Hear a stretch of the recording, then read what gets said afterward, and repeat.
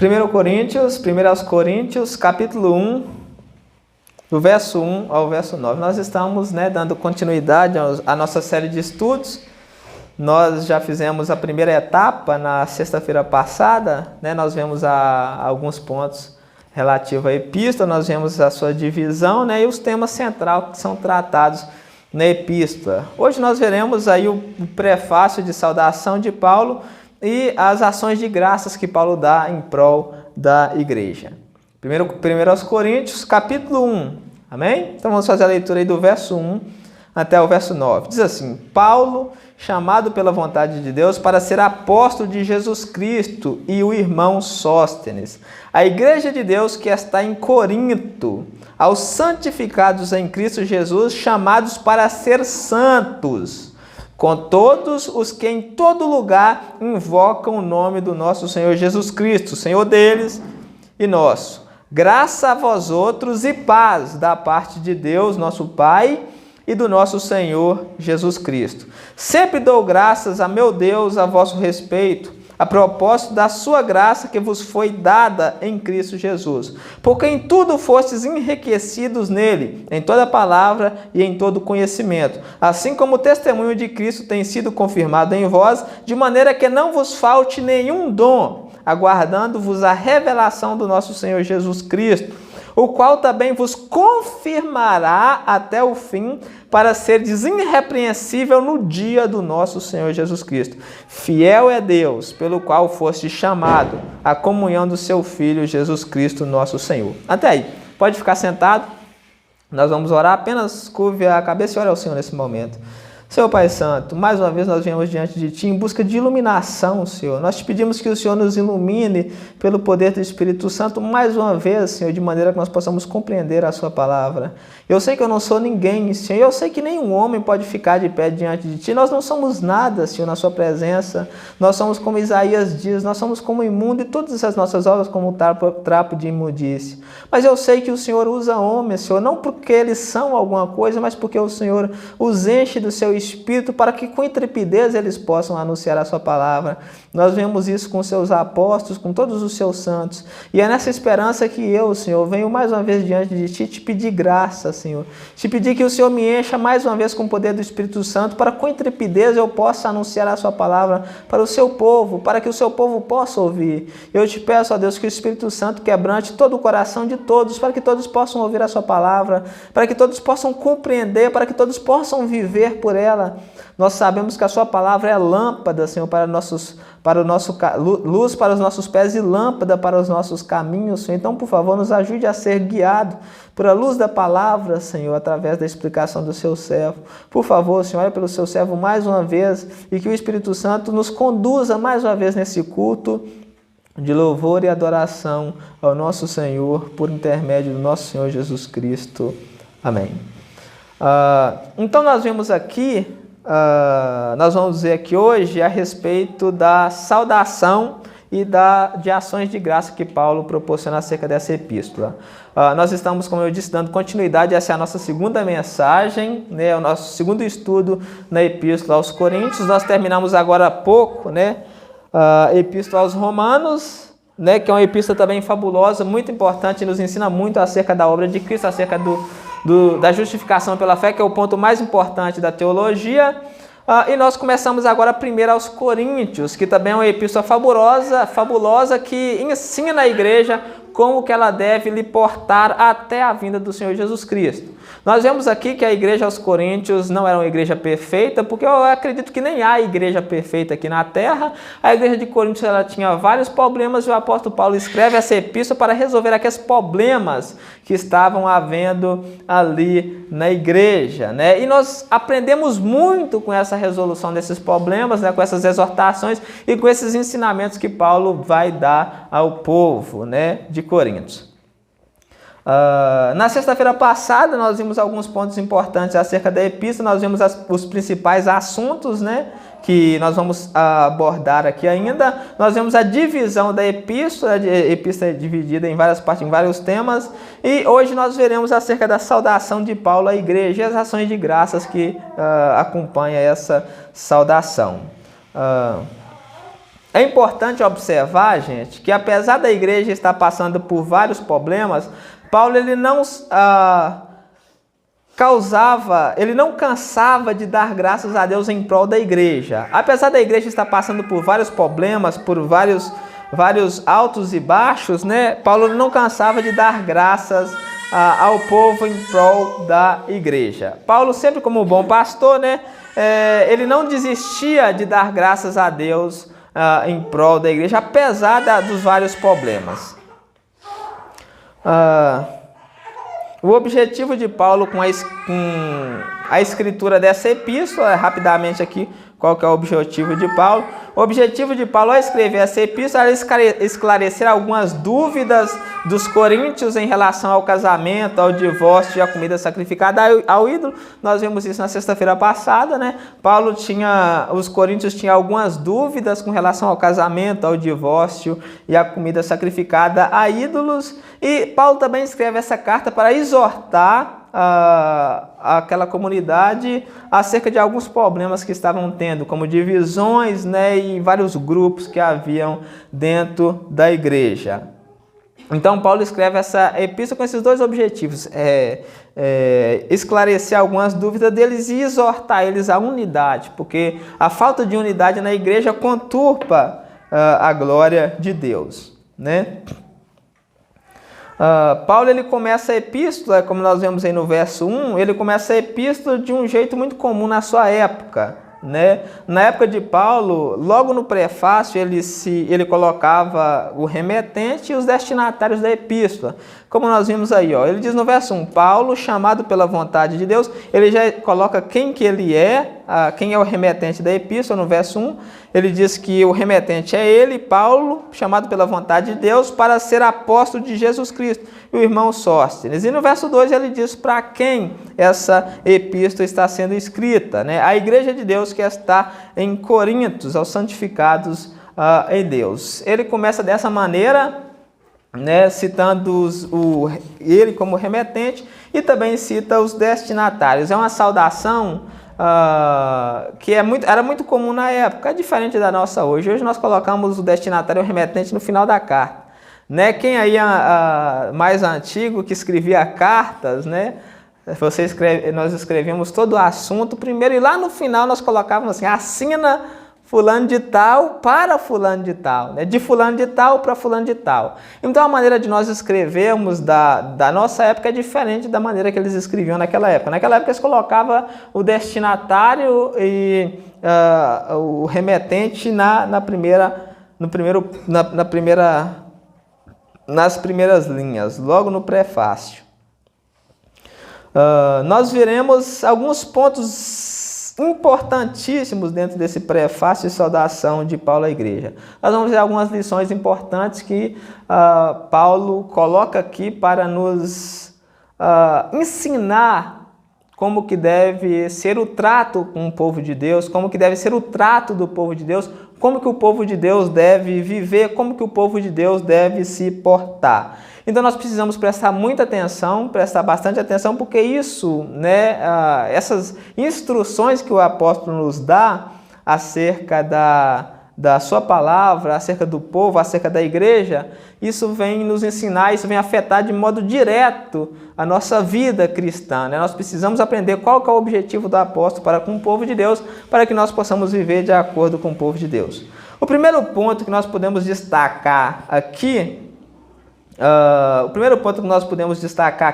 é acerca da vocação da igreja e do povo de Deus. Isso é muito importante, né? É acerca da vocação da igreja e do povo de Deus. Paulo diz que a igreja ela foi chamada, né, para ser santa. O povo de Deus foi chamado para ser santo. Está aí no verso 2, ó. Ele diz, né, que está escrevendo a igreja de Deus que está em Corintos. Verso 2. A igreja de Deus que está em Corintos, aos santificados em Cristo Jesus, chamados para ser santos. Aí ele diz que não apenas a igreja, ela foi chamada para ser santo, mas todo o povo, em qualquer lugar do mundo, que invoca o nome do Senhor, também foi chamado para ser santo. Diz assim: com todos os que em todo lugar invocam o nome do nosso Senhor Jesus Cristo, Senhor deles e nosso. Então, o primeiro ponto que nós vemos aqui é que a vocação da igreja, a vocação do povo de Deus é essa: nós somos chamados para ser santo. Paulo diz que todo o povo de Deus, independente se esteja aqui ou na China, em qualquer lugar, esse povo ele foi chamado para ser santo. O que é santo? Separado do mundo, separado dos pecados. A grande característica do povo de Deus é que ele é santo, ele é separado do mundo. Não, é impossível alguém dizer-se cristão, é impossível alguém dizer-se povo de Deus, igreja de Deus e viver em pecado. Santidade, gente, é algo indispensável na vida cristã. O autor aos Hebreus diz que sem santidade ninguém verá o Senhor, né? Santidade é ser separado. Em 2 aos Coríntios, capítulo 6, deixa aberto aí, vamos lá rapidão. Paulo ele nos mostra que essa é a vontade de Deus para nós, que sejamos santos e separados do mundo, né, e do pecado. A vontade de Deus para nós é que nós sejamos santos, separados do mundo e do pecado. Olha o que Paulo diz aí, ó. 2 aos Coríntios, capítulo 6, do verso 14 ao 18. Diz assim, ó, quando Paulo vai tratar desse assunto. Ele diz: não vos ponhais em julgo desigual com os incrédulos, né? Esse texto aqui, 2 aos Coríntios, capítulo 6, a partir do verso 14.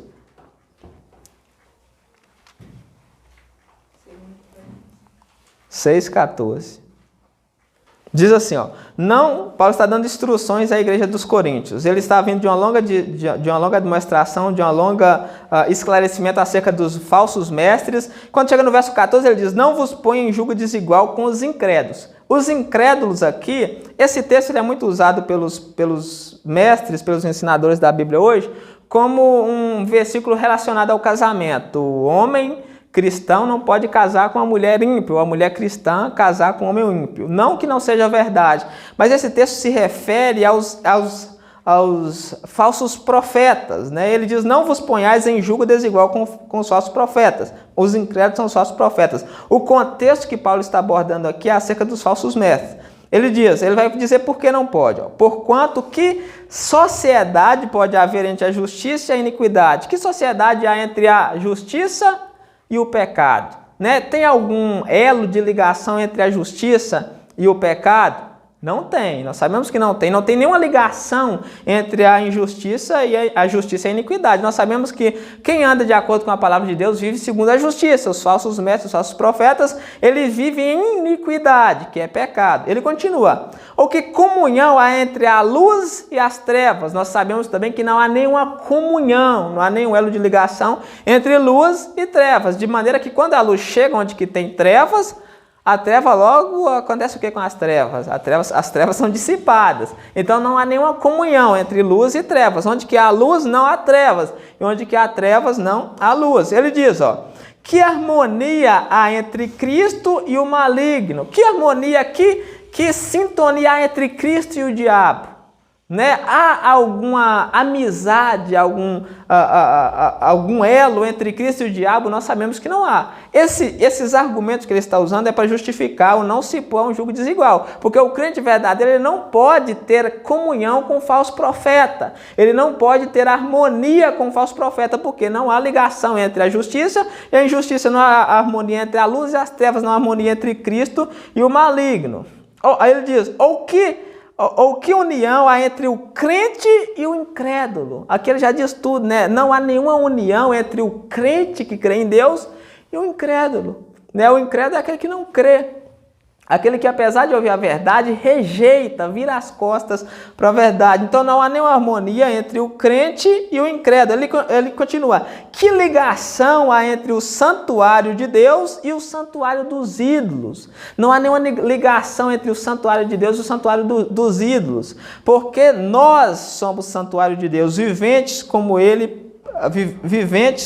ele próprio disse, viventes como ele próprio disse. Então nós somos o santuário de Deus. Agora ele vai citar a profecia que Deus deixou, que demonstra que a vontade de Deus é que nós sejamos santos, que nós sejamos separados. Nós não podemos ter a sociedade com a iniquidade, nós não podemos ter sociedade com as trevas, nós não podemos ter sociedade com os incrédulos, nós não podemos viver no pecado. Ele diz, ó, no final do verso 16, ele vai citar a profecia. Ele diz aí, ó, habitarei e andarei entre eles, serei o seu Deus e eles serão o meu povo. Por isso, retirai-vos do meio dele. Ele está dizendo aqui, ele está chamando os crentes, a igreja, à santificação, à santidade. Nós não podemos permanecer no meio deles. Aqui ele não está falando de que nós devemos sair do meio dos ímpios, porque não tem como um cristão sair do meio dos ímpios. O que ele está dizendo aqui é que nós não devemos nos tornar participantes dos pecados dele.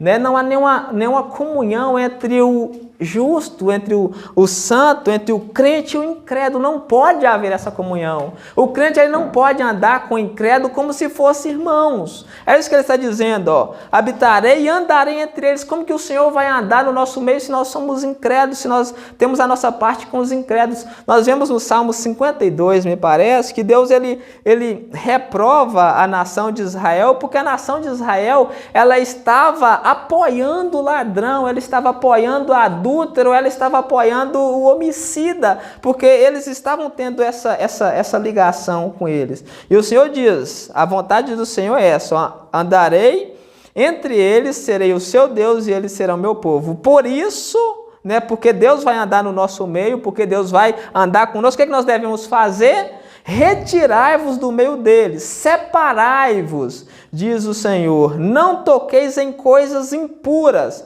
e eu vos receberei. Né? O Senhor está chamando aqui a igreja a se separar do ímpio, dos pecados, do mundo.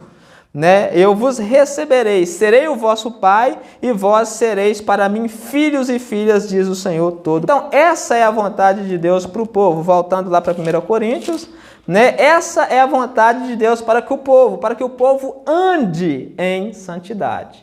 Esse é o primeiro ponto que nós vemos aqui, né, com o discurso de Paulo. Paulo diz, né, aí que a vontade de Deus é que o povo ande em santidade. Tendo isso em vista, nós compreendemos então que, de maneira que quem vive no pecado não pode agradar a Deus. É uma coisa que é totalmente oposta, é o crente e o pecado. Não pode haver comunhão, né, entre aquele que serve a Deus e aquele que vive no pecado. É por isso que nós vemos tanto mau testemunho hoje. Está tão difícil pregar acerca do reino de Deus, porque muitas pessoas que se dizem crentes, né, cristãos, não vivem de acordo com a palavra de Deus. Todos aqui que eu sei que já foi tentar pregar na roça, na zona rural, sabem.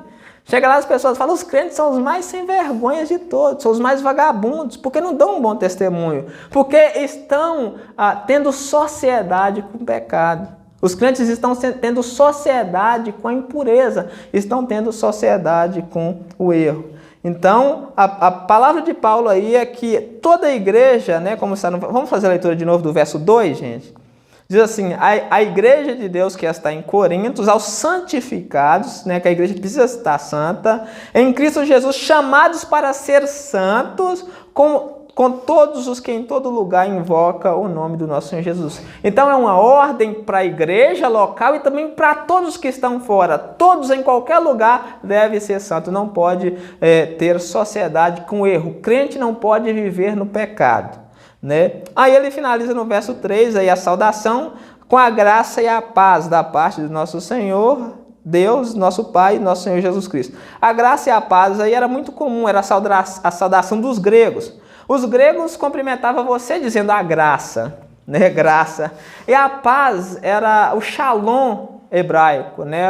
O judeu cumprimentava o outro judeu, shalom, que é paz, é o reino messiânico, é o reino eterno do Messias. Então eles falavam shalom para a pessoa nunca se esquecer de que tem um reino preparado para ela. Então shalom, aí Paulo junta os dois, graça e paz, a saudação grega e a saudação hebraica, judaica, que é o shalom, que é o paz. Então vem graça e paz. Aí nós entramos agora nas ações de graça de Paulo. Nós vemos aqui o segundo ponto. O segundo ponto é que, apesar das falhas do povo de Deus, o povo continua sendo o povo de Deus. O que nós vemos aqui é que a igreja ela estava tendo vários problemas, mas Paulo não pronuncia juízo inflamatório contra a igreja, mas Paulo dá graças a Deus porque Deus chamou o povo de Deus. Vamos fazer a leitura aí do verso 4. Paulo dizendo: sempre dou graças a meu Deus a vosso respeito, a propósito da sua graça que vos foi dada em Cristo Jesus. Nós sabemos que a igreja ela estava passando por vários problemas. Nós sabemos que a igreja havia divisões, havia contendas, havia grupos lá dentro. Havia pessoas que não acreditavam na ressurreição dos mortos, havia pessoas que batizavam pelos mortos, havia pessoas que estava cometendo ali na igreja litígio, estava cometendo imoralidade, estava cometendo vários tipos de erros, mas Paulo, ele não repreende a igreja asseveradamente. Nós sabemos que ele vai exortar a igreja a voltar à forma, mas isso nos diz que, apesar dos baixos, apesar dos altos e baixos da igreja, a igreja continua sendo o povo de Deus. Apesar da igreja estar enfrentando vários problemas internos, como divisões, imoralidade, litígio e escândalos, Paulo ainda dava graças a Deus por Deus ter escolhido eles e manifestado a sua salvação a eles, né? Paulo, apesar dos vários problemas da igreja, Paulo dava graças a Deus porque Deus manifestou a sua graça, Deus chamou aquele povo e mostrou a sua salvação a eles, mostrou Cristo a eles. O que nós aprendemos aqui? Nós vemos aqui que Paulo ele não pronuncia nenhum juízo inflamatório contra a igreja. Muito pelo contrário, ele trata a igreja com brandura e amor. Nós vemos que a repreensão de Paulo é com brandura e amor. Ele sempre chama a igreja a voltar ao caminho de Deus, mas ele não produz juízo inflamatório contra ela. Isso nos diz, gente, que Deus ele é favorável a nós, não apenas quando nós estamos no auge da santidade. Tem muitas pessoas que acham que Deus só está com ele quando ele está no auge da santidade, quando eu estou santo, quando eu passei a semana inteira sem ter nenhum pensamento mal, quando eu passei a semana inteira sem falar nenhuma maldade, nenhuma barbaridade, quando eu passei a semana inteira sem ter nenhum desejo mal, Deus está comigo. Mas se na semana eu me irei, eu fiquei com raiva, eu falei coisas de qual eu não me agrado, Deus me deixou, Deus não está mais comigo. Não é verdade. Não é verdade. O que Paulo está querendo dizer é que Deus está conosco, ainda que nós não estejamos no ápice. Deus está sempre ali querendo, nos pegando pela mão e nos trazendo de volta, né? Nos colocando de volta no caminho. A fidelidade de Deus, Deus é fiel em nos colocar de volta no caminho. Deus está conosco ainda quando nós estivemos baixos, né? Ainda quando nós estivemos na fraqueza. Tem vezes que nós estamos tão fracos, né? Nós estamos tão fracos, não conseguimos ler a Bíblia direito, líamos 10 capítulos por dia e abaixamos para quantos? 2? 1 capítulo? Abaixamos para 1 capítulo e falamos, Deus não está mais comigo, né? Não é a mesma coisa, eu não consigo sentir mais a presença de Deus, né? Eu vou para o culto, chega lá, eu ouço a pregação e não sinto nada, não entendo nada. Não, Deus me abandonou. Não é isso que a Bíblia diz, não é isso que Paulo está nos ensinando aqui, que apesar da nossa fraqueza, Deus está sempre ali, né? Nos esperando a tomar vergonha, né? E levar mais a sério.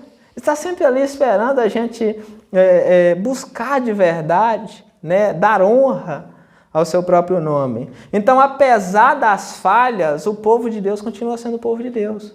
Né? Apesar da fraqueza, apesar das quedas, apesar dos tombos, nós continuamos sendo o povo de Deus. A igreja de Corinto, ela não deixou de ser igreja de Deus por causa das suas falhas. Quando nós vamos fazer quando nós darmos entrada no estudo aqui da igreja de Corinto, nós vemos que a igreja de Corinto, ela estava muito distante do que Deus tinha como propósito para a igreja. Qualquer um que lê aqui fala, mas isso não é igreja. Essa igreja é muito ímpia. Essa igreja ela não tem nada de Deus. Né? Mas Paulo fala que eu dou graças a Deus porque vocês foram escolhidos por Deus. Ou seja, que apesar da sua fraqueza, apesar dos seus pecados, eles continuavam sendo o povo de Deus. O povo de Deus não deixa de ser povo de Deus por causa da sua fraqueza, por causa da sua falta de força, por causa do seu desviar do caminho um pouco, né? Ninguém vai ser perfeito para o resto da vida, ninguém vai andar nessa terra totalmente em perfeição, quem dera se nós conseguíssemos trilhar o caminho certinho até o último dia, mas a Bíblia fala que a vida do cristão é altos e baixos. Uma hora nós vamos estar lá no topo, né? Uma hora nós vamos estar pisando exércitos, pulando, saltando muralhas, dando o outro lado da face. Se alguém tomar a capa, nós vamos dar também a túnica. Mas no outro dia nós vamos estar iracundos, raivosos, com raiva, não vão querer perdoar, vão questionar a Deus por que nós temos que perdoar. Muitas vezes nós questionamos, por que eu preciso amar o inimigo? Por que eu preciso perdoar? Mas no outro dia nós vamos estar. Então a vida do cristão é assim. Quando nós estamos lá embaixo questionando a Deus, não significa que Deus deixa de nos amar, não significa que Deus deixa de estar conosco. Não significa isso. Né? Significa que Ele continua lá e Ele vai nos levar de volta. Né? Então é o segundo ponto que nós vemos aqui. O terceiro ponto que nós vemos aqui é a fonte da verdadeira riqueza. Isso. A fonte da verdadeira riqueza, verso 5. Porque em tudo fostes enriquecidos nele, em toda palavra e em todo conhecimento. Paulo, ele dava graças a Deus porque Deus os havia enriquecidos em tudo, né? Como nós vemos aí no verso 5. Os coríntios, eles haviam sido enriquecidos em tudo. Porém, a riqueza, gente, que Paulo trata aqui não é a riqueza material, e sim a maior riqueza do universo. Quem sabe qual que é a maior riqueza do universo? Eu já falei isso aqui, ó. A maior riqueza do universo é o conhecimento de Cristo, o conhecimento do Evangelho. Essa é a maior riqueza do Evangelho. Né? Aqui nós vemos, né, qual que é a verdadeira riqueza. A verdadeira riqueza não é os dólares, o dinheiro, o ouro, a prata do mundo. A verdadeira riqueza é o conhecimento de Jesus Cristo. Eu trouxe aqui um texto, né, no 2 Coríntios também, no capítulo 4, que Paulo, quando ele se refere, né, a maior riqueza do universo, ele se refere como sendo o Evangelho, como sendo um tesouro. Primeiro, 2 Coríntios, capítulo 4, a partir do verso 1. Nós vamos aí que Paulo vai dizer que o Evangelho ele é um tesouro, né? O maior tesouro do universo. Ele vai se referir ao Evangelho como sendo um tesouro, a coisa mais valiosa da face da terra, a coisa mais valiosa do universo. A riqueza, né? Muitas pessoas invejam, né? Eu fico triste, muito triste, que eu vejo muitas pessoas, muitos cristãos invejando os ricos, né? Invejando os homens mais ricos do mundo. Enquanto que eles, se eles forem cristãos verdadeiros, eles têm a maior riqueza do universo e despreza isso. Eles têm a maior riqueza do universo e despreza isso porque a riqueza dessa terra, a riqueza desse mundo, ela passa. A riqueza desse mundo não pode te comprar nada na vida eterna. A riqueza desse mundo não significa nada na vida eterna, não significa nada além da morte. Então, por que a pessoa corre tanto pela riqueza desse mundo, enquanto que ela tem a maior riqueza de todo o universo, que é o conhecimento de Jesus Cristo, o conhecimento que salva, o conhecimento que dá esperança, o conhecimento que dá galardão, o conhecimento que dá alegria depois da morte. Vamos fazer a leitura aí do verso 1 até o verso 7, 2 Coríntios 4, do 1 ao 7. Pelo que, tendo esse ministério, segundo a misericórdia que nos foi feita, não desfalecemos. Paulo está falando do ministério de pregação. Paulo tinha um ministério de pregação segundo a misericórdia de Cristo. Todos nós que pregamos a palavra temos o ministério da pregação, não porque nós somos merecedores, ninguém merece. Nós temos esse ministério graças à misericórdia de Cristo. Ele fala, já que nós temos esse ministério graças à misericórdia de Cristo, nós não devemos desfalecer. Desfalecer é morrer, né? Desfalecer é ficar tão fraco a ponto de não conseguir. Já que nós temos a misericórdia desse ministério, não devemos desfalecer. Olha o verso 2, Pelo contrário, rejeitamos as coisas que por vergonhosas se oculta. Né? Então ele fala que nós devemos rejeitar as coisas que por vergonha, o pecado escondido. Nós devemos rejeitar o pecado escondido. As pessoas que têm vergonha de pecar na vida, você vai pecar no escondido. Paulo fala que nós devemos rejeitar essas coisas. As coisas que por vergonhosas se ocultam, não andando com astúcia nem adulterando a palavra de Deus. Né? Aqui, mais uma vez, é uma alusão aos falsos mestres, que eles adulteram a palavra de Deus. Adulterar a palavra de Deus é como um exemplo que nós vemos, é como faz com a gasolina, né? Já ouviu falar da gasolina adulterada? A gasolina adulterada é quase igual eles fazem com a palavra. Como assim? Eles pegam a gasolina e a gasolina deveria ter 20% de álcool. Eles colocam 70% de álcool. Então fica mais álcool do que a gasolina. Eles estão adulterando, de maneira que a gasolina não é mais gasolina, é mais álcool do que gasolina. Então os falsos mestres, eles adulteram a palavra de Deus. Como eu disse no princípio, eles adulteram a palavra de Deus com o intuito de tornar a palavra de Deus mais agradável aos ouvidos das pessoas. Porque tem muitas pessoas, como Paulo diz em 2 Timóteo capítulo 4, que não suportaram ouvir a sã doutrina e vai caçar coisa mais fácil. Então ele diz, nós não andamos adulterando a palavra, né? Adulterando a palavra, antes nos recomendamos a consciência de todo homem na presença de Deus pela manifestação da verdade. Ou seja, nós vivemos de acordo com a verdade, de maneira que a nossa vida ela é percebida por todas as pessoas. Né? Todas as pessoas veem como nós andamos de acordo com a verdade. Aí ele diz, o verso 3, que interessante o verso 3.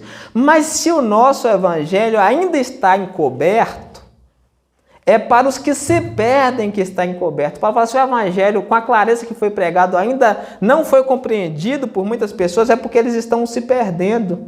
Nos quais Deus com D minúsculo aí, nos quais o Deus desse século cegou o entendimento dos incrédulos. Quem é que cega o entendimento aí para que a luz do evangelho não reine? O Deus desse século. Quem que é o Deus desse século? O diabo. Nós sabemos isso.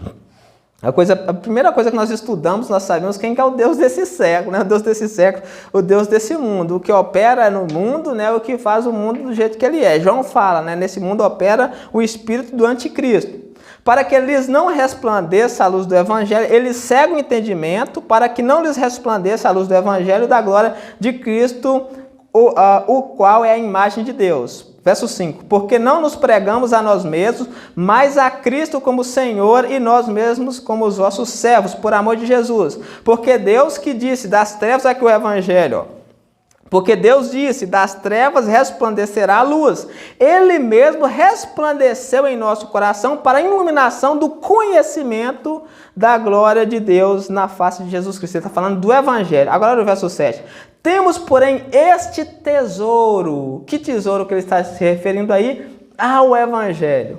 O evangelho, ele não é milhões, ele não é milhares, ele é um tesouro. E um tesouro que Jesus se refere a ele no evangelho como sendo um tesouro incalculável. O evangelho, ele é tão precioso que não há como calcular o quanto que ele é valioso. Então a verdadeira riqueza não é a riqueza material. A verdadeira riqueza é o conhecimento de Deus, que foi, como ele diz, voltando lá rapidamente, ele diz, nós temos essa riqueza em vasos de barro, né? Ou seja, o maior conhecimento do universo foi dado a um pequenino, a uma pessoa que não é. A Bíblia se refere aos pequeninos como sendo vaso de barro. Ou seja, a menor pessoa, a pessoa mais pobre, ela pode ter o maior conhecimento do evangelho. Para quê? Para que a excelência não seja dele, sim de Deus. Entendeu? Para que ele não venha se gloriar de que ele tem. Então, o maior conhecimento do evangelho ele é dado aos pequeninos, para a glória de Deus, né? E não aos grandes. Então nós vemos aí, né, que o multimilionário, a pessoa muito privilegiada, não é a pessoa que tem bilhões de reais, de dólares, né, mas sim aquele que tem o conhecimento do evangelho, porque a riqueza desse mundo passa. A riqueza desse mundo não significa nada na vida eterna. Jesus fala de que adianta o homem ganhar o mundo inteiro e perder a sua alma. O que o homem pode dar em troca da sua alma quando ele estiver diante do julgamento? Nós não podemos dar nada. A redenção da alma é caríssima, ninguém pode pagar. Então a riqueza desse mundo passa. Aqueles, porém, que creem no evangelho receberá riquezas eternas, receberá a vida eterna, receberá galardão no céu e viverá para sempre com o Senhor. Essa é a verdadeira riqueza. Essa é a verdadeira riqueza. Esse é o terceiro ponto. Quarto ponto que nós vemos aqui é que os dons de Deus são oriundos da firmeza na palavra. Verso 6 e verso 7. 1 Coríntios, verso 6 e verso 7. Vamos fazer a leitura aí juntos. assim como o testemunho de Cristo tem sido confirmado em vós, de maneira que não vos falte nenhum dom, aguardando-vos a revelação do nosso Senhor Jesus Cristo.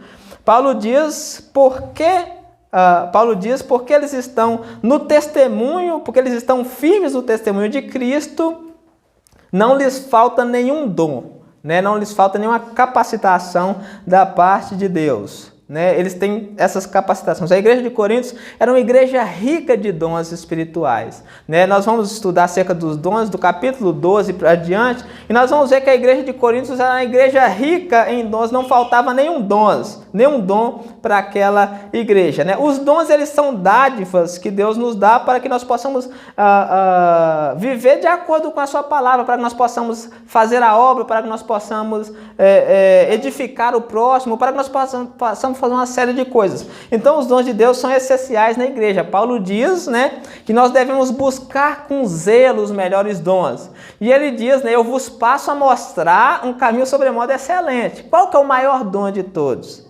Né, no capítulo 13, que nós vamos estudar aqui de Coríntios. O maior dom de todos que Paulo fala, o dom supremo, é o amor. O maior dom de todos, está no capítulo 13, é o dom do amor. Né? A pessoa que ama, ela se parece com Deus. Por quê? Porque Deus é amor.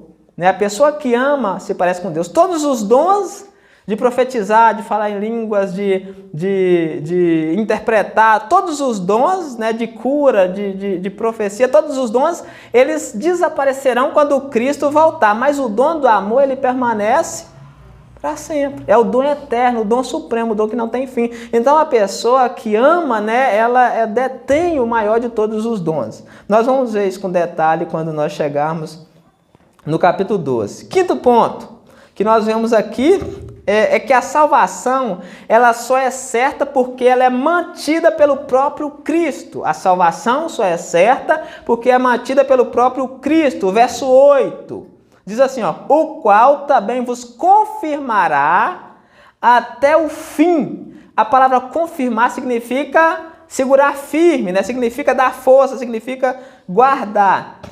O qual também vos confirmará até o fim para seres irrepreensível no dia do Senhor Jesus Cristo. Paulo está dizendo que Cristo vai guardar a igreja, guardar o povo de Deus até o fim. O fim é o último dia, o dia que Jesus voltar. Para que Cristo precisa nos guardar até o fim?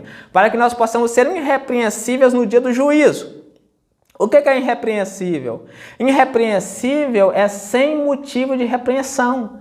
Quem chegar diante do tribunal de Deus e tiver algum motivo dele ser repreendido, não pode ser salvo.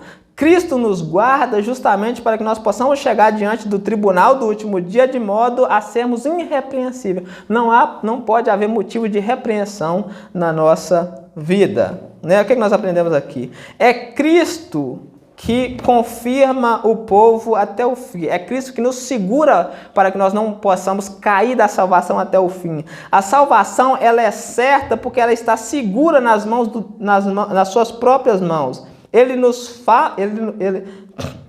está segura nas suas próprias mãos. É Ele não falha, né? Todos os que conhecem o Senhor e a sua obra redentora têm a certeza da salvação. Essa questão da certeza da salvação, ela é muito importante porque a Bíblia ela sempre nos mostra que a nossa salvação, ela é certa, ela é segura, porque ela está segura nas mãos de Cristo. Todas as pessoas que conhecem a obra de Cristo, que estudam a fundo a obra de Cristo, que conhecem as obras da redenção, ela tem certeza da salvação. Outro dia, eu estava conversando com o Senhor, né?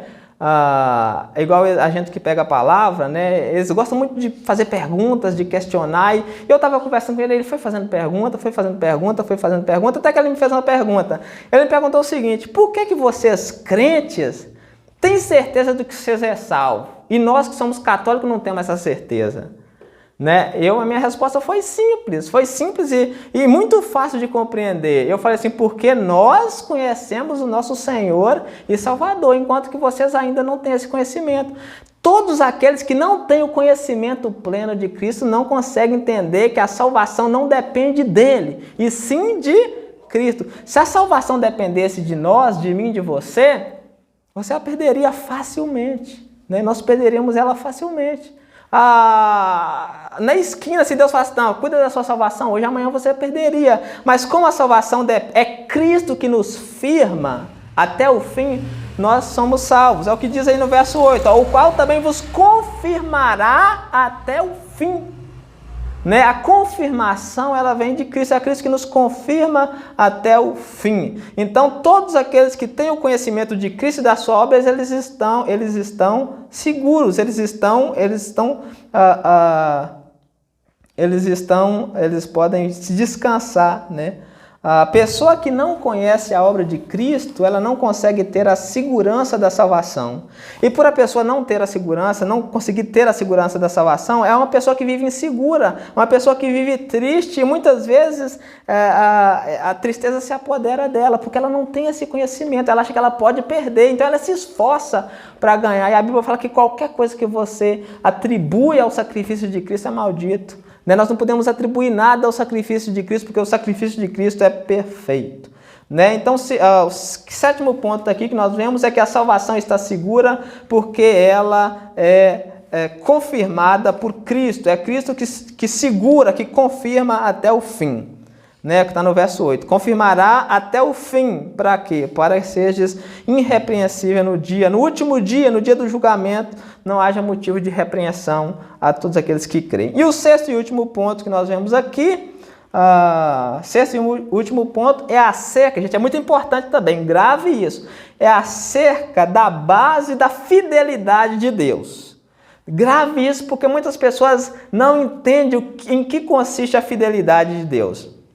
Verso 9, diz assim, ó, fiel é Deus, pelo qual fostes chamados à comunhão do seu Filho Jesus Cristo, nosso Senhor. Ó, a base da fidelidade de Deus está no fato dele nos ter chamado à comunhão do seu Filho. Quando nós ouvimos o termo que Deus é fiel, significa que Deus ele é fiel porque ele nos chamou, para termos comunhão, ou seja, para sermos salvos, para participar do corpo de Cristo, para fazermos parte do povo de Deus. Então, a fidelidade de Deus, ela é baseada na obra redentora de Cristo, no ato de Deus ter nos redimido, de Deus ter perdoado os nossos pecados e Deus ter nos dado a salvação.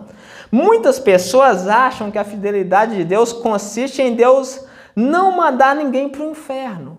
Muitas pessoas acham que Deus é fiel porque Deus não manda ninguém para o inferno, porque Deus é só amor, amor, amor, e Deus é fiel porque Deus não manda ninguém para o inferno. A fidelidade de Deus não consiste em Deus deixar pessoas fazer o que elas querem, sem nenhuma consequência.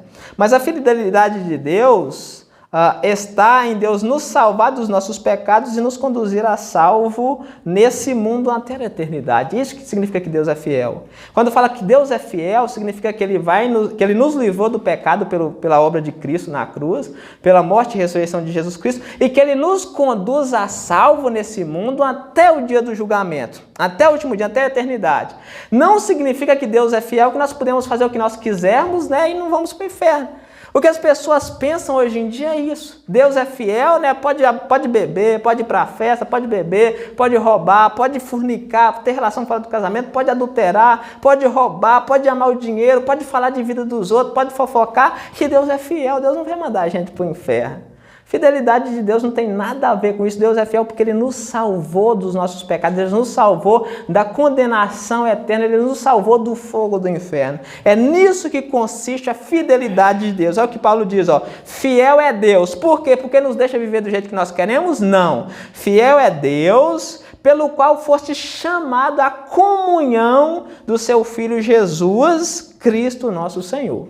Deus é fiel porque Ele nos chamou a comunhão, ou seja, Ele nos tirou do mundo, Ele nos tirou do pecado, Ele nos salvou dos nossos pecados, Ele nos chamou a comunhão, Ele nos chamou a ser povo de Cristo. Não porque Ele nos deixa viver do jeito que nós queremos, no pecado, no mundo e sem inferno. Seria bom demais, sem inferno para todo mundo, pode viver do jeito que vocês quiserem.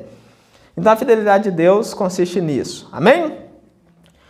Se Deus quiser, na sexta-feira que vem, nós vamos dar continuidade e nós já entramos aí na exortação que Paulo vai fazer à igreja com relação à unidade. Nós vemos o problema principal da igreja, que é a divisão, e nós vamos ver aí as recomendações que Paulo dá à igreja com relação à unidade, e ao amor fraternal. Amém?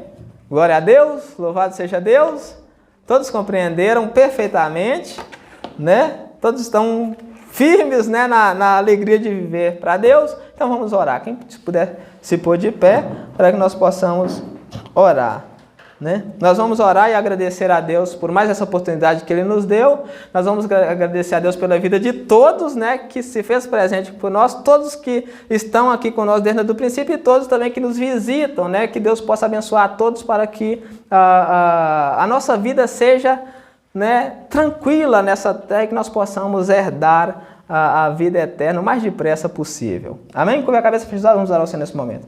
Senhor Pai Santo, nós te agradecemos mais uma vez por essa oportunidade que o Senhor nos deu de podermos ouvir a sua palavra, de podermos compreender os seus estatutos, os seus oráculos, de podermos compreender o que o Senhor tem para nos dizer. Muito obrigado, Deus, por conduzir esse culto no poder do Espírito Santo. Muito obrigado por conduzir esse culto na mediação do nosso Senhor Jesus Cristo. Nós te louvamos, ó Deus, nós te agradecemos, nós te bendizemos porque o Senhor é bom. Deus, que essa palavra entre no coração de todos os irmãos, para que todos possam ser firmes, Senhor, no seu ânimo de viver para Ti, de viver para a honra e para a glória do Seu nome. Que todos, Senhor, possam ter a vontade de ser santos, Senhor, separado, de se desvencilhar do mundo, de sair do meio deles, Senhor, de sair do meio dos pecados e abominar cada vez mais os pecados e confiar no Senhor porque o Senhor é bom.